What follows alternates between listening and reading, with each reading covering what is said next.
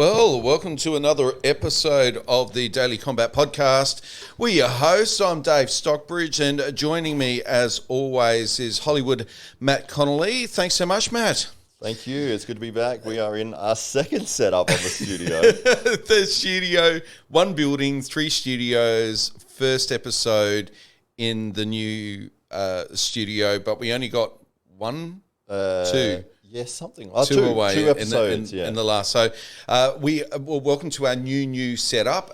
We're coming to you live from Moonshots in Adelaide. So we've got ourselves a nice little cozy setup now. So hopefully this will be our home for a little bit longer to come. We've got the GT stripes on the desk, of course, and even some audio-visual assistance for our audience. So right. we feel like we've really stepped up our game here. Exactly. 200% more bicep as well. We've got the T-shirts. We've got T-shirts. It's awesome. We should have a merch store now, I'd imagine. That's right. That's maybe next step for the website. That's it. Excellent. So, because as people are watching, I'm sure they're looking and thinking, I would look good in one of those shirts. I would. And then you've got your shirt as well, because you forgot to wear your Daily Combat shirt today.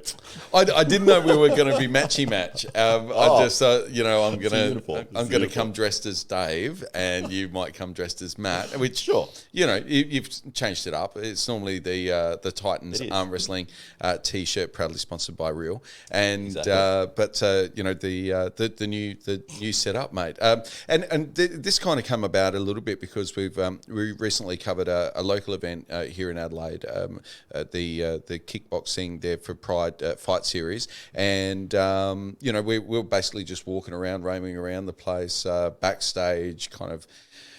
No real way of identifying us, asking people for interviews. But now we've got shirts. They'll know we're meant to be there asking them for interviews, I hope. That's right, yeah. As opposed to the way we normally do it. It's, absolutely, yeah. So that was our first kind of live event to cover, and a big night as well. So we're going to have Carly Gangel back on the podcast very, very soon. And she was the organiser of that event, and very kindly offered for us to come along and cover it. And we've got some great footage, which where can people check that out, Matt? Yeah, so you can have a look at our YouTube channel, which is Daily Combat Podcast on YouTube. We've got all of our podcasting is on all of your good, reputable podcasting hosting platforms. So Spotify, Podcast Addict, Apple Podcasts, all of the good, reputable brands. None of these terrible brands. None of those ones you haven't heard of. That's right. All of your favourite places to download your podcast. So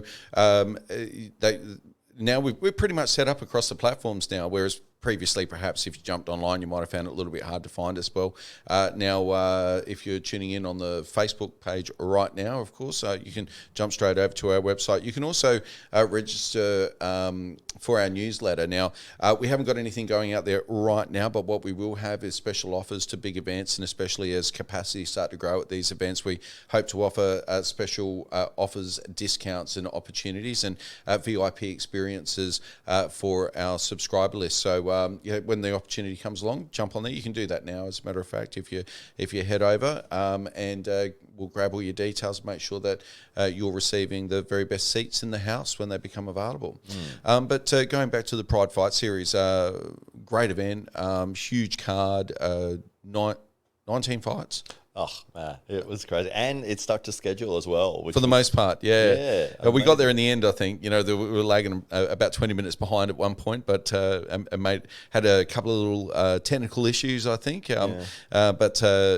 got back there on time in the end, and huge attendance, over 1,000 fight fans in the room. And I think a lot of people there had been looking forward to just getting out and enjoying some live fight entertainment, and they were certainly satisfied by the end of the night. What surprised me though, the girls' fights, they were some of the most evenly pitted and some of the best exchanges, and I would say some of the most enthusiastic fighters as well. Like they were in there for a fight, and a great spectacle the whole evening. Like the lighting, the sound guys did an awesome job.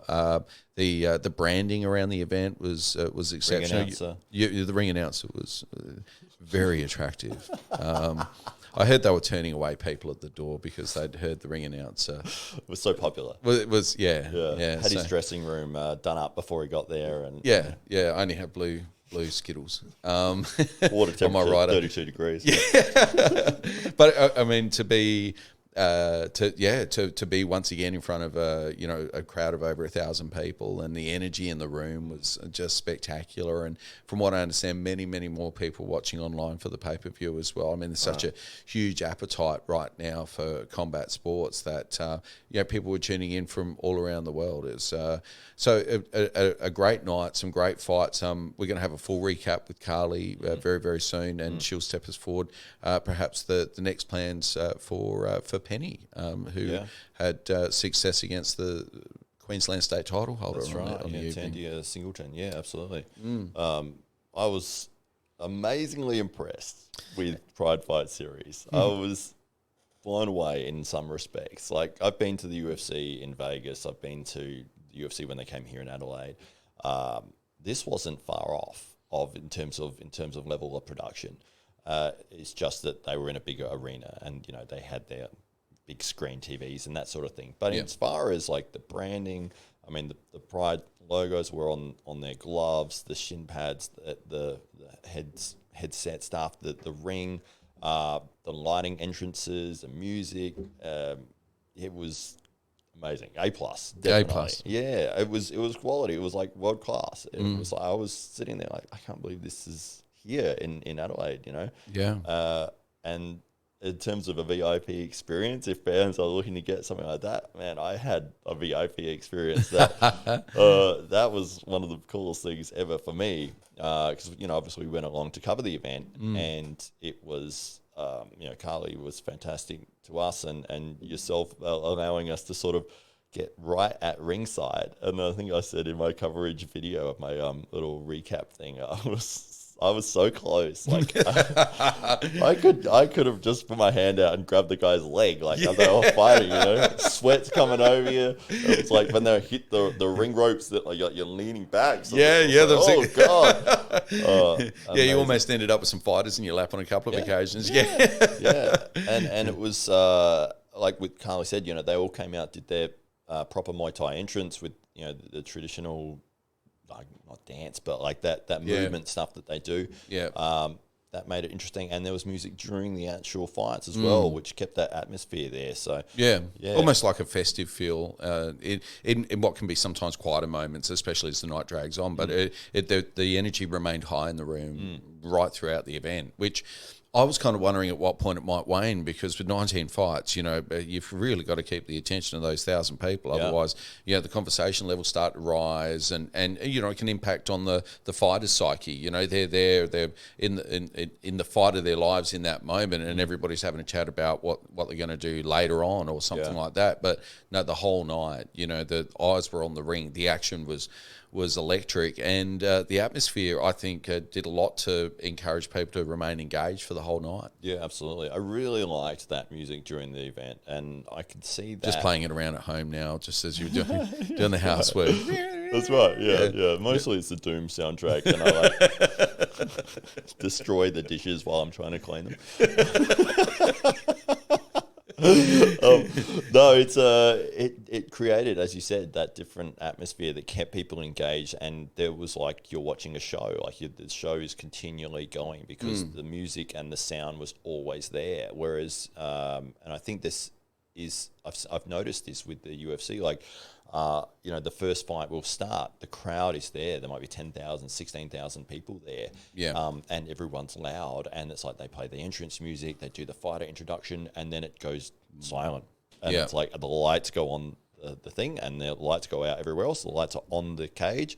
And it's like there is, if you've got a bad crowd of rowdy fools. It's revealed in that moment, isn't it? Yeah.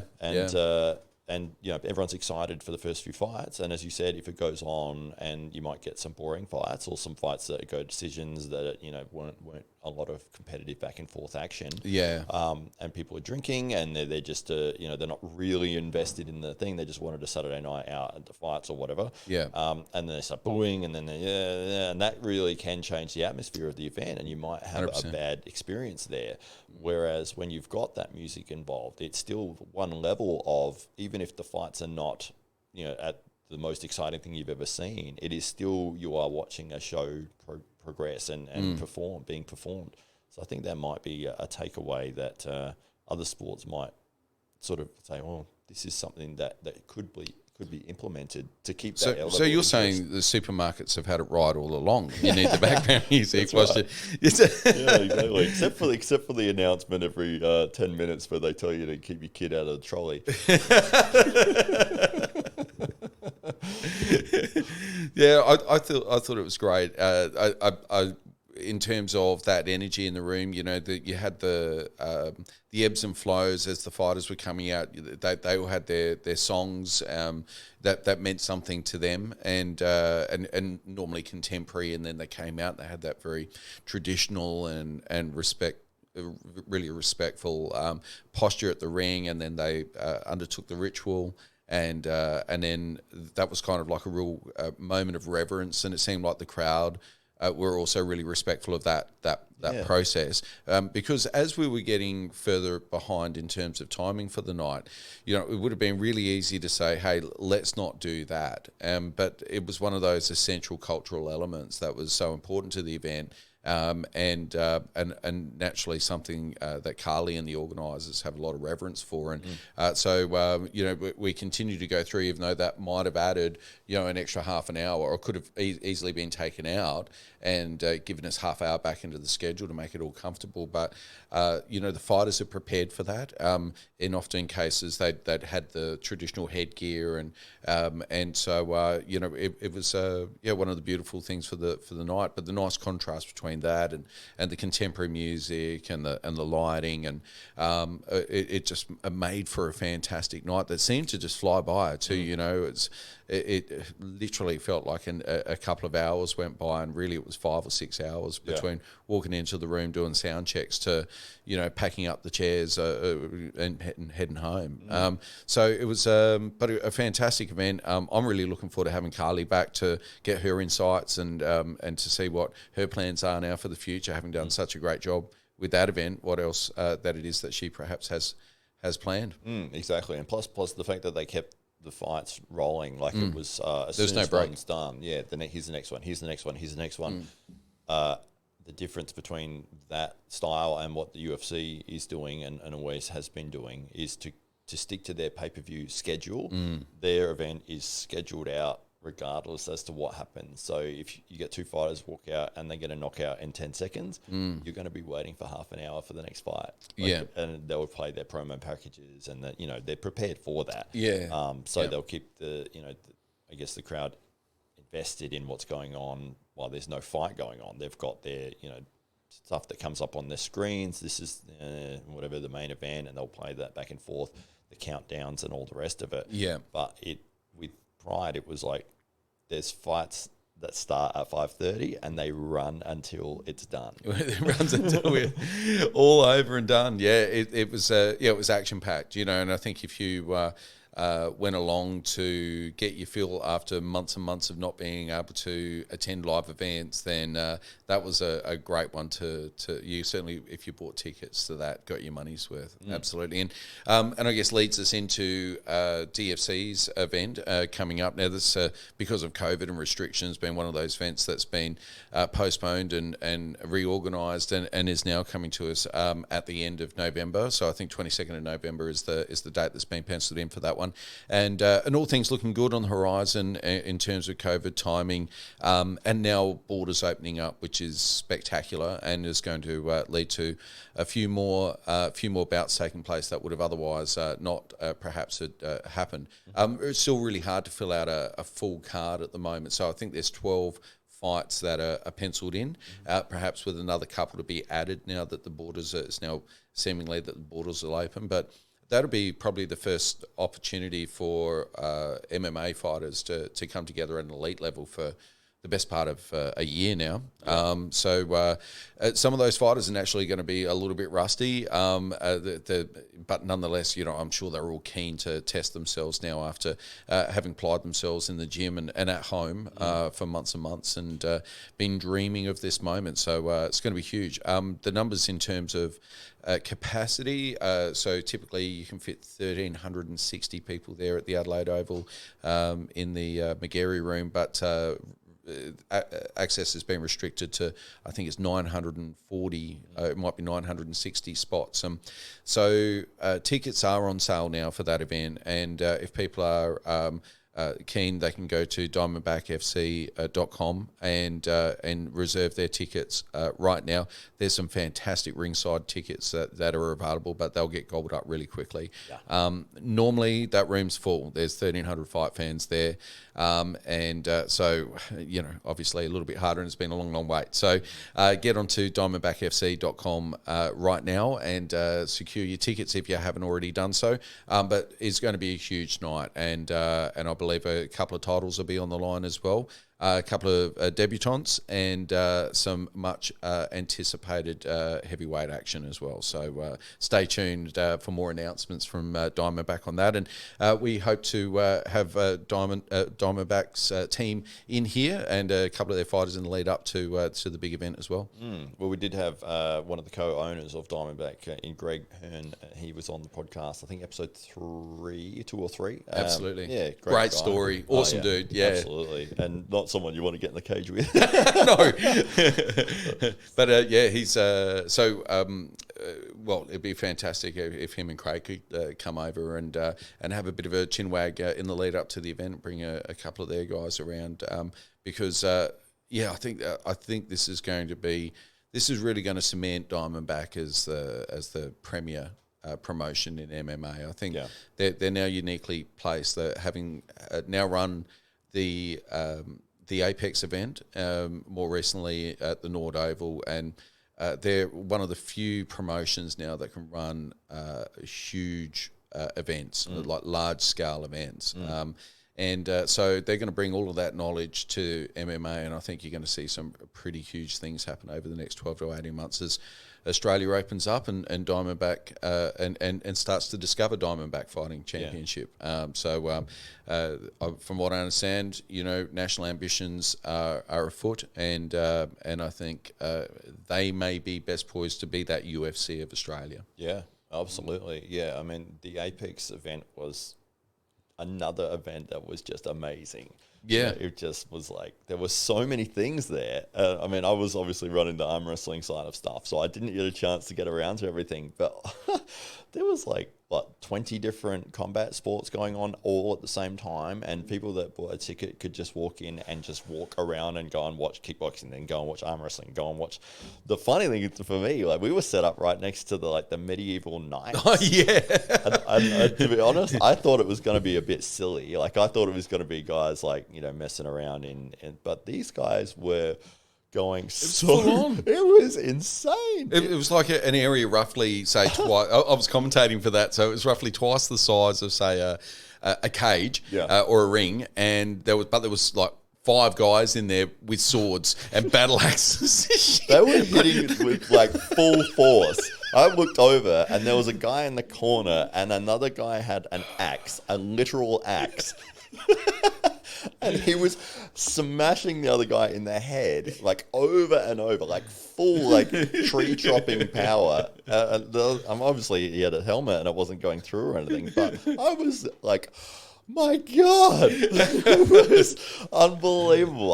That was, a lot different to what I thought it was going to be. Oh, no, I thought it was just a nerd fest. And then you get over there and but the equipment, it's so expensive as well. They've got proper kind of knights uniforms and that type of thing. What do you call them? The chainmail and stuff? Yeah, all of that type of stuff. Your suits of armor. That type of the helmets, it's all heavy stuff.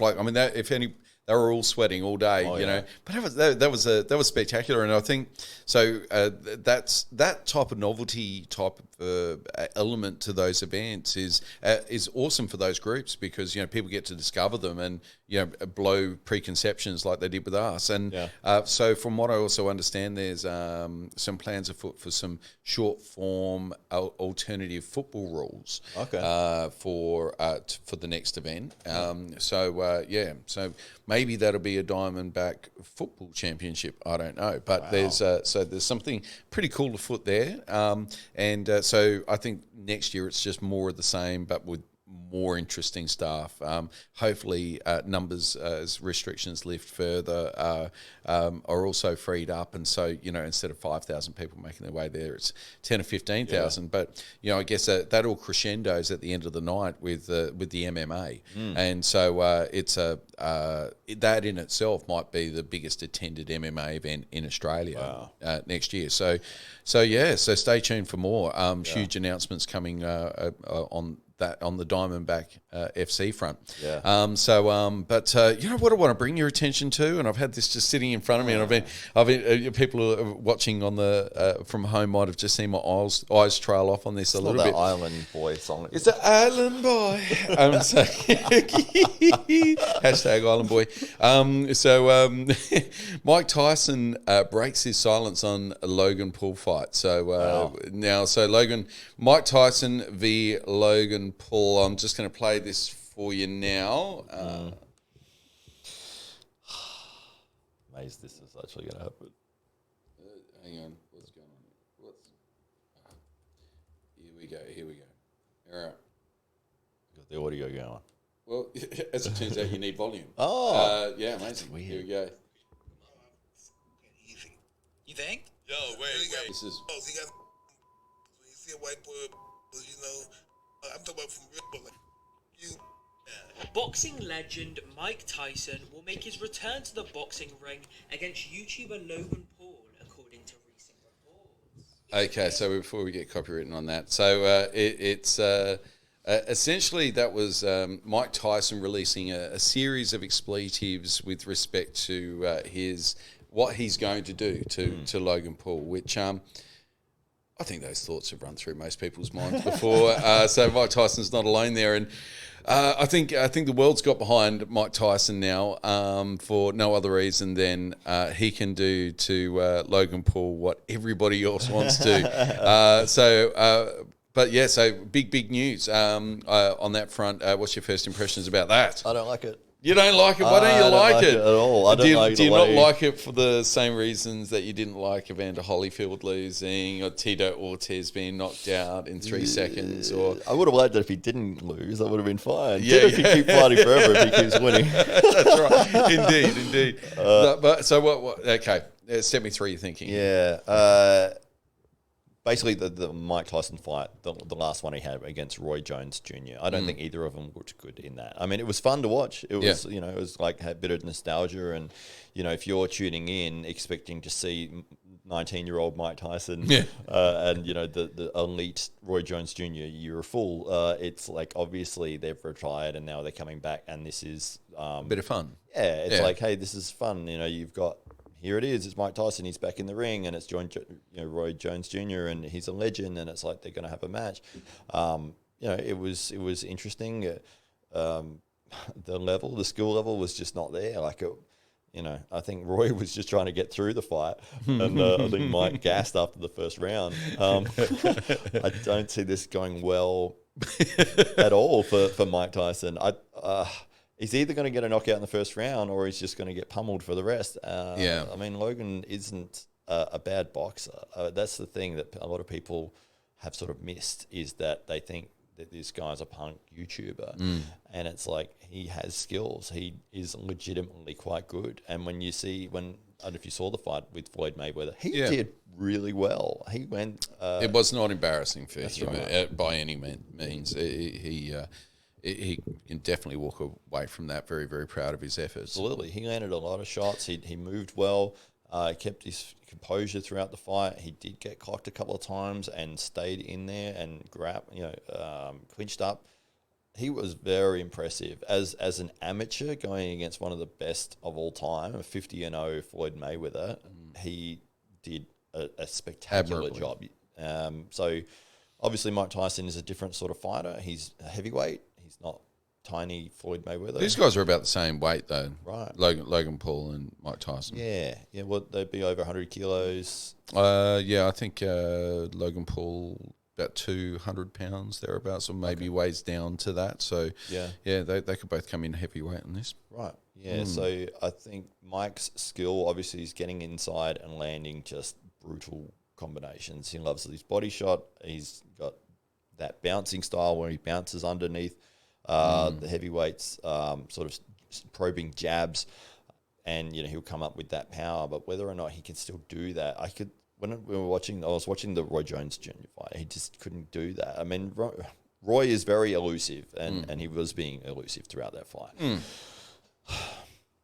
I don't think it's going to work out well. I think it'll be fun to watch, and it'll be like, oh, wow, this is going to be Mike Tyson versus... And Mike's going to go in and smash him. I don't think that's going to happen. I don't think that's going to happen at all. Yeah. I think that if I might actually put some money on Logan Paul. Well, it's... it wouldn't... Okay, so is it because people don't want to think about what happens if Mike Tyson loses? Mike Tyson losing to Mike Tyson. Mike Tyson losing to Logan Paul would not be people good. would be so angry about it. Yeah, in my opinion, that's what's going to happen. Yeah. Okay, well, you heard it here first. We might have to have a bit of a side ledger on that one. I just feel like there's so much on the line for Mike Tyson here. Like, it's legacy. It's he's got the whole boxing fraternity kind of behind him. Everybody that hates Logan Paul, the other 98% of the world's population, everybody's behind him. So I want to see him do it. I want to see him knock him out in one of those 19-year-old Mike Tyson style flurries in the first round. I think there's two different mindsets, and one is Logan Paul is out to prove everyone wrong, and that's what he thrives on. That he thrives on people telling him, "You're an idiot, you suck." The haters inspire him, and he wants to prove everyone wrong. He wants to go against the best people, and the people that he can get the opportunity with, and say, Floyd Mayweather, I'll go in there and I'll prove everybody wrong, and that's the motivation he's pushing through with. Mike Tyson, if you've seen, when things aren't going his way, he just falls apart in a little way. And I don't want to say this negatively, but that it's like his dominating style is devastating when somebody survives that, like Buster Douglas, and things start turning against him, he does tend to crumble. And I sort of did see a bit of that with the Roy Jones fight. First round, he's there. He's ready to be the killer. I'm ready to go in and destroy. After that first round, he's like, I'm breathing heavy. Everything, the world's caving in, though everyone's watching me, and I've got all this expectation. So if you're coming in to try and do it for other people, I think that's one of the biggest mistakes that athletes make, especially in combat sports. If you are going in to fight for somebody else, you'll lose, because you need to fight for yourself first. It needs to be you wanting to achieve and to victory, and you're going to sacrifice. It doesn't matter who else is there. It could be anybody there, but you're going to get it done. If I watch a pre-fight interview with somebody and they say, I'm doing this for my kids, I'm doing this for somebody, I'm betting against you. Yeah, that's right. Yeah. So something else, just slightly outside of the purview of combat sports, but certainly within the realms of our podcast here, is our co-host Isabella Rossitano hasn't been with us over recent times, and some people have questioned her absence and what might be going on there, and there's no doubt that. That she has been absent, and it's been somewhat of a secret mission. Yeah, that's right. But we can now openly talk about it because it's now on our screen. So Izzy's joined the cast of SAS on SAS Australia on Channel 7. That's right. And so you can click on your screens. If you've been missing Izzy, of course, as we all have, you can now jump on telly and catch up with her most nights of the week on Channel 7. So exciting news for her. From what I understand, she's now in quarantine in Sydney somewhere near her cousin's cafe. Secret location. In a secret location, working out what comes next. So with all of the media and the expectations around what happens with a TV program of that nature, so she's there for a little while, and we really hope to be able to get it all hooked up here so that we can continue our conversations. I know Izzy's super keen to share some of her behind the scenes thoughts and what really went on, and how perhaps what was or has been filmed has not been represented as it perhaps was experienced in the moment. So very interesting, a little bit like Jordan Biggie Stevens when he was on our podcast, where he said, it was at that moment that I realised this is a TV show and my feelings don't really count, and what maybe reality doesn't count as much as the show, and so a few of those behind the scenes moments will be shared. So stay tuned, and we can't wait to get Izzy back on the podcast. So absolutely. More importantly, for sure, and it's exciting, and to finally know what it was. Like she kept we're completely in the dark. If any producers out there thinking she gave away any spoilers, I had no idea what she was talking about the whole time. It was so cryptic because she kind of allude to something, and then you start going, okay, so she's gone to. Where? Yeah. You talk around it. Yeah. There was a lot of potential. I think I had about 6 different shows. We knew it was a TV show. Right. We knew that much. Or some kind of production. Something was going on. But absolutely. Yeah. I think I had a list of maybe it's this, maybe it's that. So you're jotting down all of the shows produced in Australia. That's right. Okay. SAS was my number one. This is how you found that guy in Texas who was giving you shit. Exactly. I tracked him down. I got that guy. That's one of my proudest moments. So you did start. You went into that mode a little bit to try and work out what the TV show was, what Izzy was up to. Yeah, I didn't have to try and get a geo. Yeah, that's right. On Izzy's location. That's right. Yeah, absolutely. Some Bluetooth triangulation just to finally work it all out. Hook into the FBI network, CIA surveillance kit. Yes. I think that just some of the stories that she told about that she had boxed with a 6'3" guy. She'd mentioned that a couple of times, and having watched the. But I thought that was like a while ago. Yeah. But that was before the podcast. But then she went away. See, this is what confused me. So she'd already had that bout whilst we were filming the first series of the Daily Combat podcast. So she was talking about that fight, but that fight happened in the TV show. That's right. But so they filmed SAS Australia like a year ago. Oh, did they? Yeah. Fuck off, really? Yes. So she's had to keep this a secret for a year. Yeah. What if she was so cryptic? She'd forgotten what she was doing. It was a year ago. That's right. Get out. So, I had no idea. So she'd done all of that a year ago, and so she must have gone back to film some other stuff off then. Did it get cut short because of COVID or something? They would have filmed the whole thing. They filmed the whole thing? Yeah. And then it goes into post-production. Right. Yeah. And then they would have scheduled when they were going to play it. Right. And then edited it and, dramatised everything that they possibly could. Yes. Seen how the previous series of SAS Australia was going. If it was rating well, we've got another one in the bag. Ready to go. It's already filmed. It's loaded. Right. So that's how a lot of shows will work, is that they're banking. Especially reality TV. It's cheap. It's easy to make. Yeah. You get local people that don't cost much money. Yeah. You don't have a script. You don't have a scenes that you have to get. You don't have writers to worry about. It's like, here's the scenario, throw them in there, we'll film it. It's all in the post-production. That's right. For the most part, isn't it? You kind of tease out your storylines and work it out from there.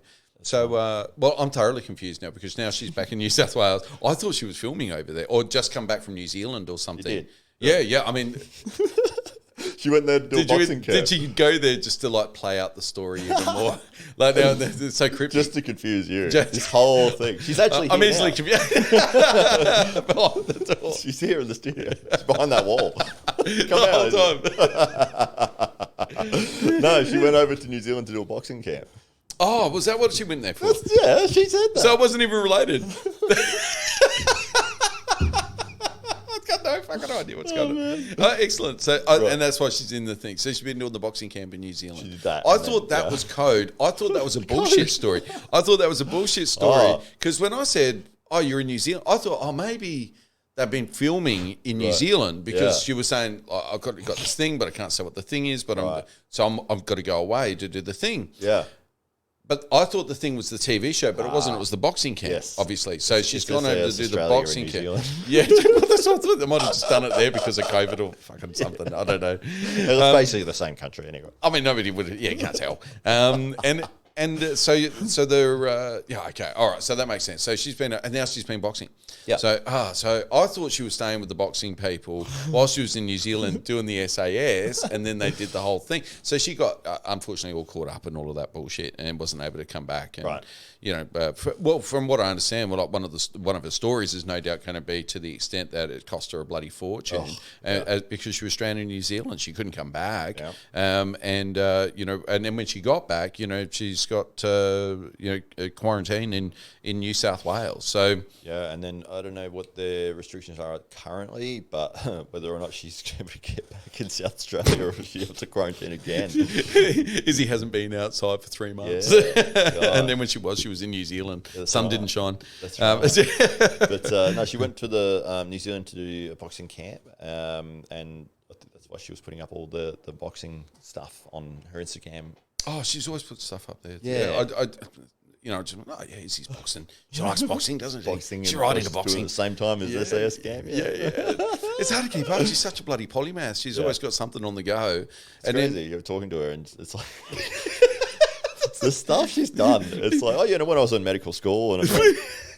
How old are you? You're 20, aren't you? You know why? Because when we've had friends like that and they've said stories like that, they've always been bullshitting. Yeah. So, when I was in medical school, when you went to medical school? I went to medical school. Oh, yeah. Don't ask me any questions about it because I won't be able to answer. But you legitimately went. Yeah. And when I was trying out for the Olympics, what the fuck were you talking about? When I was an Olympic canoeist.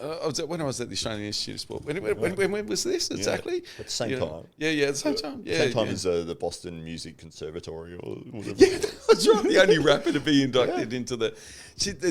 Every time there's something weird. That's why they're not exactly surprises now, and it's slightly confusing. Right. Because if there was just one element of her life that was extraordinary, that you'd remember it, wouldn't you? Right. You know, if you went, Izzy's the girl that was really good at canoeing. Right. She's the canoe chick. That's all. I've got enough room in my head for a canoe chick. Like right. Izzy, canoe, great. Right. But it's like canoe, it's doctors, it's boxing, it's fighting a giant, it's so and on the fight with the giant. So for people that perhaps have only seen Izzy sitting behind a counter, like she's not that much taller actually. She's not the biggest person, but she volunteered to take on some dude that was 6'3", some giant guy, and then they didn't even use it. They didn't even use the footage. Oh my god, she's been waiting to show the world. I hope she gets some kind of rushes or something she can put together so she can, because otherwise, I mean. Is it just one of those stories? Well, they did preview because she's built it up. But she did go to the AIS. Okay, she did get into medical school. Okay, so are we now doubting her when she's saying she's taking on guys that are like 280 pounds and 6'4"? Are we, Yeah. Well, they did the thing. I think that she, because they did like a next episode is going to be this thing, and it was like a little preview, and it was her putting on the headgear and then the guy putting on the headgear and the boxing gloves, and it was like, oh, this is going to be the episode. The next episode is going to be that match. Yeah. Didn't play it, which is just horrendous. From I wonder why they pulled it. Did she fight too well? What happened? I mean. Because I would have loved to have kept the footage so we can commentate it. Right. Yeah. So we can. But will we ever know? Will footage ever leak? Well, hopefully. Well, like you said, I mean, you would think the producers for the contestants to say, hey, look, can I get the footage Maybe of they're that? Just saving my that own for the end personal- of the season. Yeah, maybe. Yeah, potentially. It might be a talking point that well, hey, they own the footage, and it's like we can bring this out at any time we want.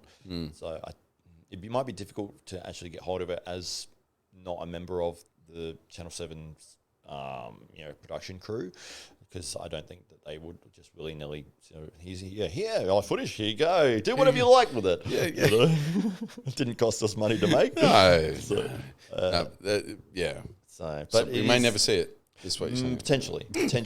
Yeah, but I think there is a point of time, like if they said, okay, the season has aired, it's finished. We've done what we have to. Yeah, and then maybe in a couple of years, you might be able to say, hey, can I get that footage now? And they'll look at it and go, is there any damage to us that could happen if we release this footage? Or, could we potentially still make money off of this? Or, that's the attitude that they're going to be adopting because it is essentially their product.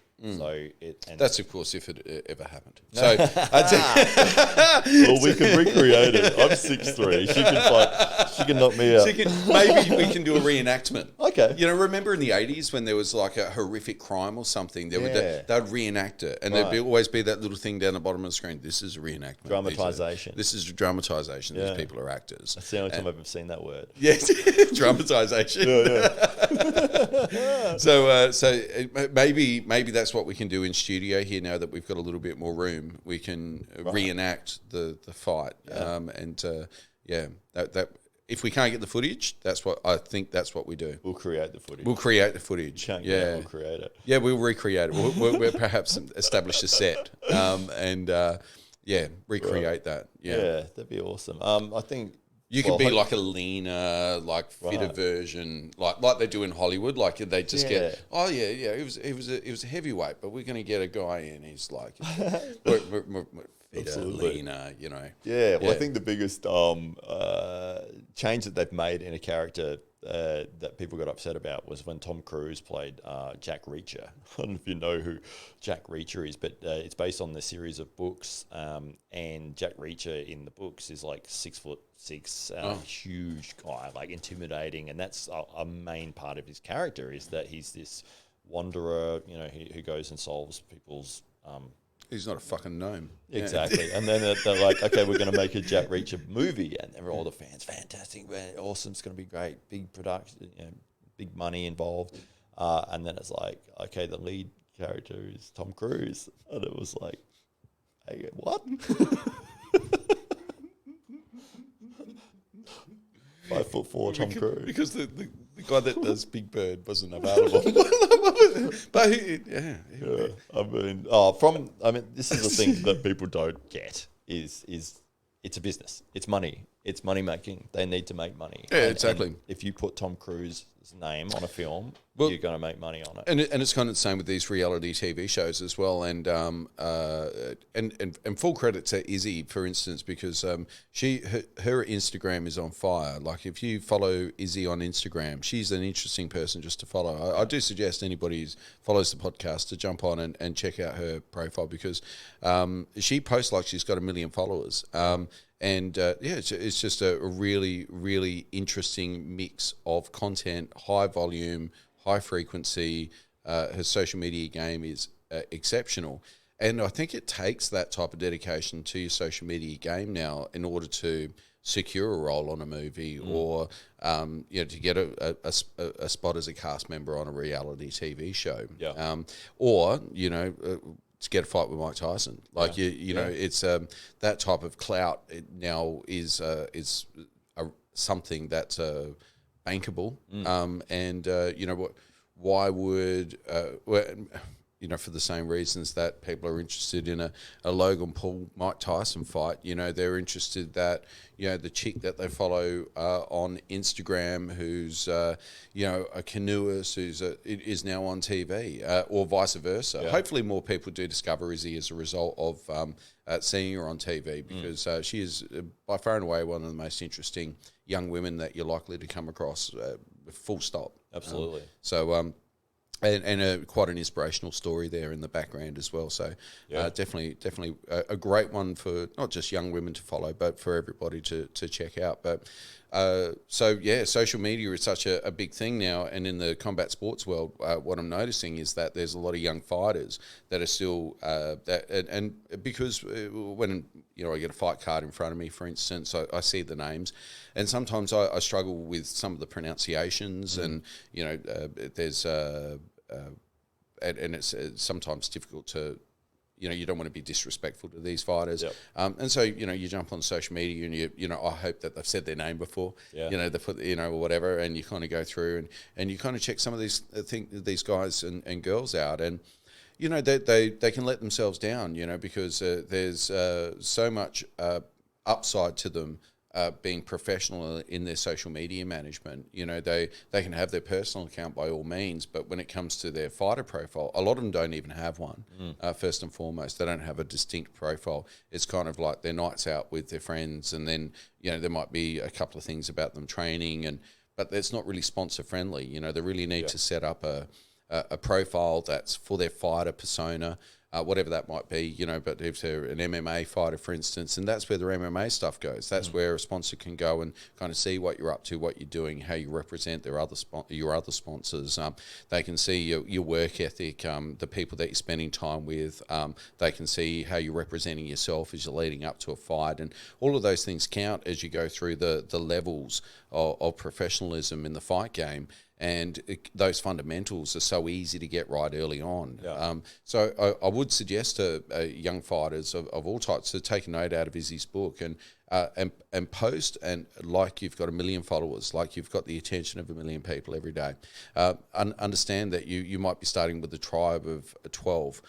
It doesn't matter. We all start with 0 followers, and ultimately, you do things in the same way with fighting. Be disciplined, do it every day, move forward one step at a time, and one day you'll look back and it will be 3 years from now and you'll have 5,000 followers, and sponsors that are keen to get in front of those 5,000 followers, or fight promoters who are weighing up who the next matchup's going to be, and is it going to be the matchup between the guy that's got no social media presence, no audience, no attention, or is it going to be with the person that's posting like a superstar and has 5,000 to 10,000 people engaged with what they're doing every week? Well, I know from a fight promoter's, for the same reason, that bankability perspective is always going to go with the person with the bigger social media profile. Exactly, that's right. Yeah, there's so much about marketing that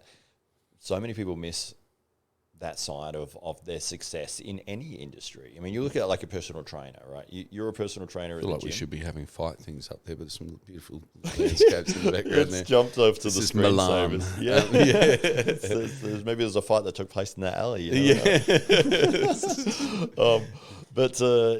Say you're a personal trainer, right, at the gym, and there's 8 other personal trainers there. You're all going to be doing the same thing of like, this is the results, this is the thing. The person who's going to be successful is the person who knows how to market. Yeah. If you know how to bring people and attention to yourself as a personal trainer, as a fighter, as a ring announcer, as a podcaster, as something where if you are able to get people to see what it is, to recognize what it is, that is so important in finding success. And you'll find this across every industry. Like toothpaste, you think Colgate, it's like that's their number one. Like, who else is there? How many other companies make toothpaste? It's like they have captured that market and they have marketed themselves well. Maybe there's brands out there that are way better, but people don't know about them, so they don't care. Same with fighting. If you're a tremendous fighter and it's like, but nobody knows who you are, you're going to struggle to get fights. Yeah. And it's not until you go out and put on a spectacular performance, and that performance is used by the promotion to promote you. So maybe you're banking on somebody else doing the work for you, and that can work in some instances. Some people are just not charismatic, or they're not interested in doing that whatsoever, but they need to still recognize that this is an important part of your success. And if you're not going to do it because that's not who you are, that's not part of your personality, you don't like to talk on camera, you don't like to talk to people, but recognize that it is an important part of finding success. So build a team that will do it for you. You don't have to be sitting in front of a camera talking, but get people that are posting on your behalf, creating content on your behalf, following you around with a camera. Yeah. They're filming you. They're the ones creating the story for you.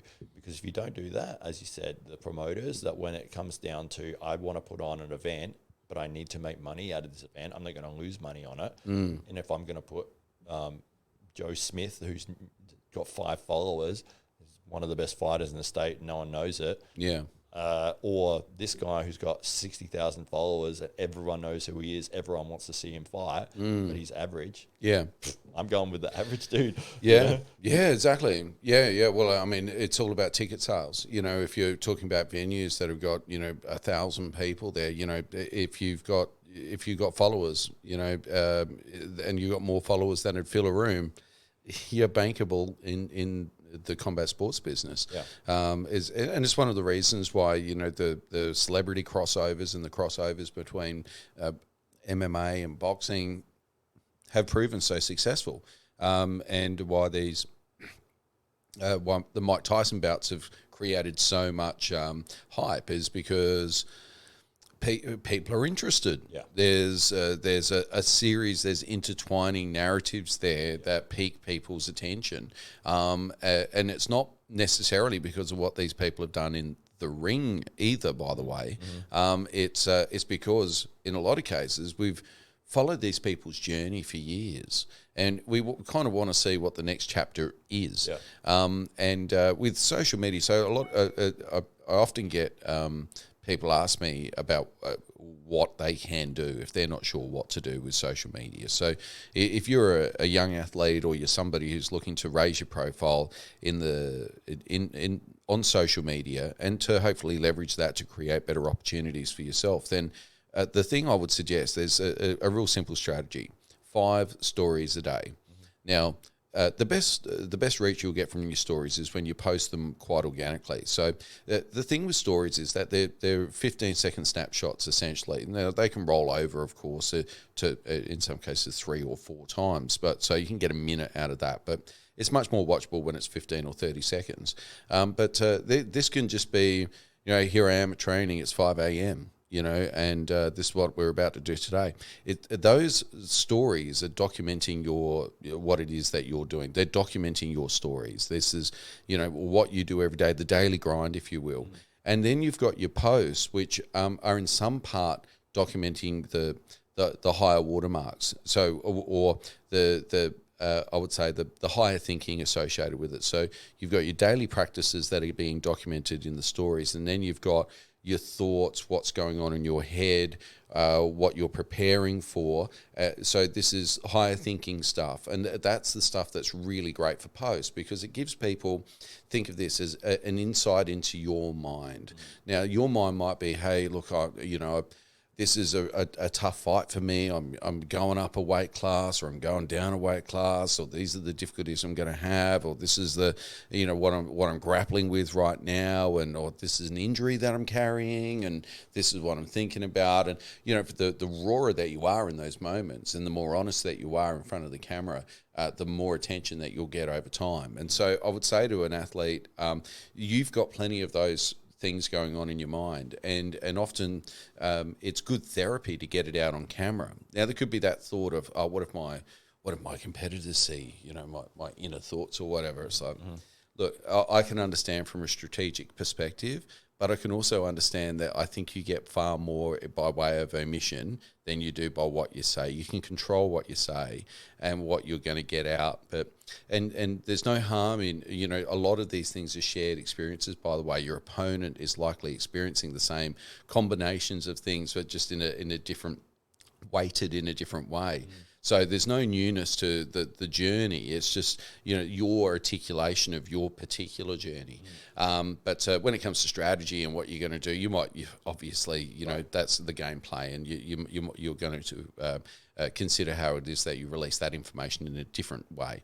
But it's those types, and it's also in those types of videos where your sponsors get the greatest value, right? Because you've got people that are genuinely interested in hanging on your words, and that's where your product placement that comes in, or that's where you've got people's attention to the extent of, and I just want to thank those people that support me, and this is my drink, or this is my watch, or this is my clothing, or this is my club or Real whatever. estate agents. This might, for instance, just hypothetically. Right. So that's so you've got those, and being in the combat sports realm, then Instagram is definitely, that's your low hanging fruit. That's where anything that strengthens sports and health related lives.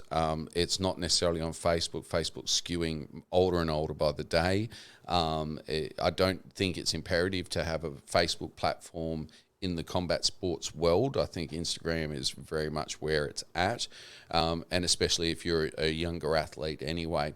And a lot of those stories and stuff, by the way, they're pretty transferable. If you want to be selective in those that you're posting and then add various trends and whatnot and chuck them on TikTok, you're going to enjoy some attention there. Yeah. But definitely with Instagram, that would be the pathway, and something I'd suggest to any young athletes to really consider, because if you can get an extra 500, 1,000 or 2,000 or 10,000 people following you, then it can only mean good things for your career. Exactly, yeah. And Reels as well, you were saying with Reels? Reels, Reels is Instagram's response to TikTok, essentially, and can also show up on your Instagram feed. I would suggest for people to experiment with it, but what I would say is that the early organic reach numbers have now dropped significantly. Right. So only about a month or so ago, you could release a reel and reliably expect it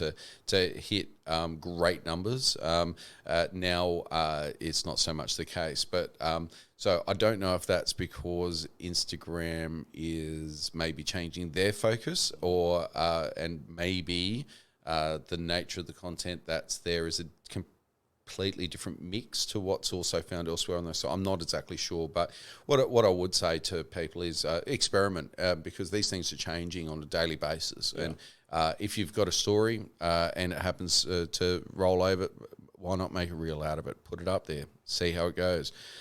Test the different features and just see what works for you. Now, what you probably find is that your stories are going to reach a very small proportion of those people that follow you. So you might feel like, I'm doing these stories and like 4 people are seeing it initially. But the reality is that they're the 4 people that really care about what's going on in your world. Like this is your tribe. And that 4 can soon be 400 and can soon be 4,000 and can soon be, these numbers grow over time. But keep posting like you've got 1 million followers and you can't go wrong. Yeah, that's right. Absolutely. It is interesting seeing the change in different platforms as to what sort of feature that they'll be pushing. And obviously, Instagram they changed their algorithm big time with their response to TikTok, and they made the reels, and anyone put a reel up of them standing there doing absolutely nothing would get 10,000 views.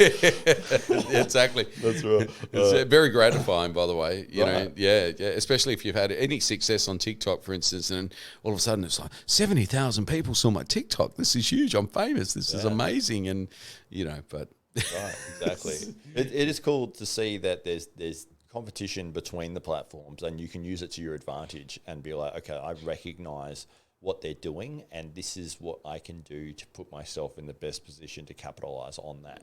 So it's like, okay, Instagram is competing with TikTok. They've put out this Reels feature. Obviously, they're going to be boosting that, and I can jump on that and I can get a lot of views for free, really. It's like by recognizing what took place. It's like there is a competition between platforms, Instagram, Facebook, YouTube. Like you were saying one instance a while ago, that if you're putting up YouTube links on your Facebook, it's probably going to get not as much play as if you're actually posting. As if you're loading directly to Facebook, because they're in competition. That Facebook doesn't want you to leave their platform to go and watch YouTube, because then you might stay on YouTube platform. Exactly. That's why they created the video feed. So to keep your attention, Facebook, all of these social media platforms have one role, and that's to keep you on their platform for as long as possible. And it's part of the reason why Facebook and Instagram have been quick to integrate the features of other platforms. And so with stories, for instance, pulling that away from Snapchat and integrating it into first Instagram and then Facebook.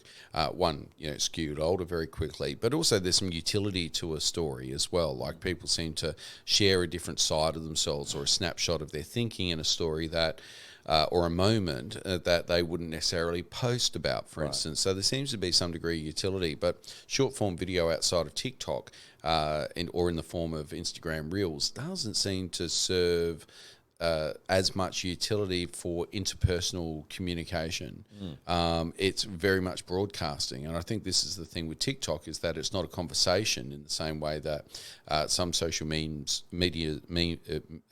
are. It's a one-way conversation. It's a broadcast. It's a it's a performance. It's a performance. It essentially is, and that's as a result. I don't think those short form video formats work as effectively on the platforms that have skewed older already. Yeah, it is. It is interesting trying to find what works well for your business or your identity or whatever you're trying to push. I mean, with arm wrestling, I've found the biggest success on Facebook. I've found zero success on YouTube. Yeah, it's so weird, and it's the same videos, and it'd be like I'll get say 20,000 views on Facebook, with the same tags, the same content, same cover. I put it on YouTube, I get like 6 views. Yeah. It's strange. It really is. It's quite peculiar, and the algorithm settings, what points you break through as well on YouTube seems to play a pretty significant role.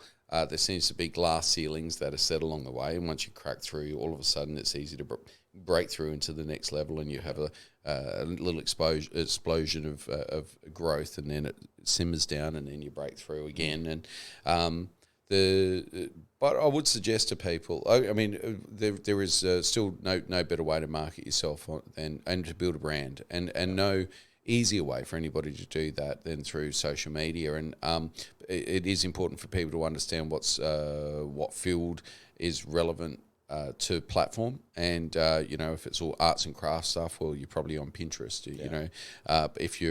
If it's sports and combat sports, it's going to be Instagram. Strength sports, health, nutrition, all that, so it's going to be Instagram. If it's going to be food stuff, well, it could be Pinterest or Instagram. And Facebook's kind of the conversation that you're willing to have with your that you would have at a party, at a birthday party with your friends and extended family. That's what Facebook is. It's that conversation, and that's definitely a different type of conversation than what, say, the kids at that party would be having on TikTok. So it's a different thing, right? And they serve very, very different purposes. But important for people to understand what's relevant for them, what works for them, what their space is, and then to develop a consistency and a routine and a discipline around posting regularly but keeping in mind documenting their journey. It's just talking your mind, sharing your moments. Letting people know what's going on in your world, understanding that there are moments in your day that are really interesting to other people that you might just take for granted, and that are definitely worth sharing. So, like this one, we should be taking for instance. Well, yeah, and one key tip I would give to people: make sure you have a copy of your content. Like if you're uploading everything. If you're uploading everything onto the platform, and then deleting it off your phone or off your computer, and it's like, oh yeah, it's on Facebook. It's gonna be there forever. I can get it whenever I want. Yeah. What happens if it just gets deleted, or you get banned, or something randomly, like it just goes wrong, and you've lost it all. You can't get it back. Yeah. So keep a copy of everything you got, even if it's like, okay, I've made 50 videos, they're all up online. Great. Just take them all and just whack them on a USB somewhere, or copy them to your hard drive or a portable hard drive. This thing's dirt cheap, and it will save your life in case it ever happens where something is imminent and you're going to lose everything, and it's like, oh my god, I've lost 8 years worth of work. Gone in a moment. Yeah. Oh well, sage words of advice. So over the coming weeks, we hope to be doing a whole lot more of these podcasts. And now that we've got our new studio set up and everything kind of almost looking cool and ready to go, so we're looking forward to getting some guests back in here very, very soon. And if anybody has anybody that they would like to see profiled on this show, please write to us. Let us know. We would love to see some suggestions. We've got a hit list of people that we're really looking forward to reaching out to and talking with. We've got a whole bunch of events that we're super keen to cover this year as well. And we're hoping to bring you a mix of content on news that's going on in the world of combat sports, our normal daily combat podcasts with the three of us as regularly as we can with Izzy's busy schedule at the moment, but also bringing in guests and enjoying those interviews that have really become a hallmark of the podcast so far. So we definitely want to do a whole lot more of that in with a higher degree of frequency than what we had over the recent weeks as we've been going through this whole transition. So and just as further explanation for that, when we started on this journey of the Daily Combat Podcast, we thought this might be an idea. This could be something. We weren't sure. We didn't really have the facility to do it to a really high standard. And so we thought, well, we'll do it to a really high standard, and then if it's shit, it's going to be our fault. It's not going to be production values. So we were very, very fortunate that Rory from the Pod Booth here in the Imagination Building at Moonshots has an outstanding setup. So our first series was recorded in the Pod Booth studios, which are amazing. Rory's got a television background, and it shows through in the quality of his production. There's also a pretty significant cost associated with that production, and so from our perspective, especially if we wanted to do it more regularly, and we needed to work out an alternative while still abiding by high production values. And so we went on a little journey. We were offered another space that we fitted out as a studio, and we did such a good job that somebody offered to take the studio off our hands for their own purposes. And so that gave us the opportunity to move into a bigger space, because I think when we were in the other room, it was nice, it was cool, but it was a little bit too small, a little bit too intimate. And here we've got a whole lot of space at our disposal. We've got our arm wrestling table in here now, so we hope to get some of our guests onto the table, test their arm, and a little bit of a green room area, so our guests can bring their friends, and they can certainly be part of the podcast as well. So now we're in here. We're looking forward to bringing you more content more regularly on all things combat sports and more. So that's the Daily Combat Podcast. Thanks so much for joining us again, Matt. Thanks so much. All right. One looking good. Looking good. Izzy, we miss you. And to everybody that's watching, thanks so much. And to those people that are listening at home on their podcast supplier of choice, thanks for tuning in to the Daily Combat Podcast. We look forward to bringing you a whole lot more very, very soon.